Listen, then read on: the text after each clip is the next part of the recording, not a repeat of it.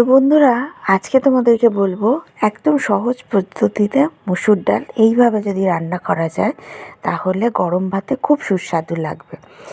এখানে আমি 1 কাপ মুসুর ডাল নিয়েছি। সাইজটা আপনারা বড়ও নিতে পারেন, ছোটও নিতে পারেন।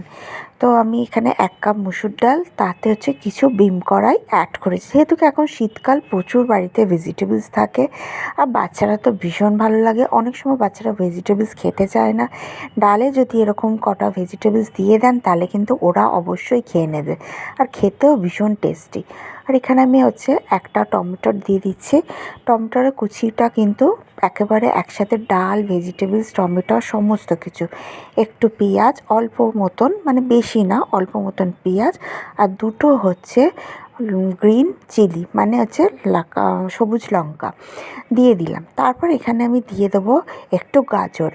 আপনারা কিন্তু এইভাবে বাচ্চাদের, কিন্তু এটা যদি একটু ঘন করে করেন তাহলে রুটি দিয়েও ভালো লাগবে, আর পাতলা করে করলে এটা কিন্তু ভাত দিয়ে সুস্বাদু হয়ে যাবে। তো আমি এরকম ছোটো ছোটো করে পিস কেটে নিচ্ছি। কেটে কিন্তু আমি প্রেশার কুকারেই সিটি দিয়ে দেবো। প্রেশার কুকারে কিন্তু সমস্ত কিছু দেওয়ার পর এর মধ্যে দেবো একবার হচ্ছে হলুদ, আর কিন্তু এর মধ্যে দিয়ে দেবো নুন। হলুদটা দেখতে হবে যে খুব বেশি পরিমাণও না, আবার খুব কম না, যাতে সাদাটে টাইপের দেখতে না লাগে। কেন ডাল যদি একটু হলদেটে টাইপের দেখতে না লাগে, ডালটা কিন্তু ভালো লাগে না দেখতে, একটা দেখারও ব্যাপার থাকে। সে খুব সতর্ক সহজ করে কিন্তু জিনিসটা, রান্নাটা করতে হবে। ডালটা আমার রীতিমতো সিটি হয়ে গেছে।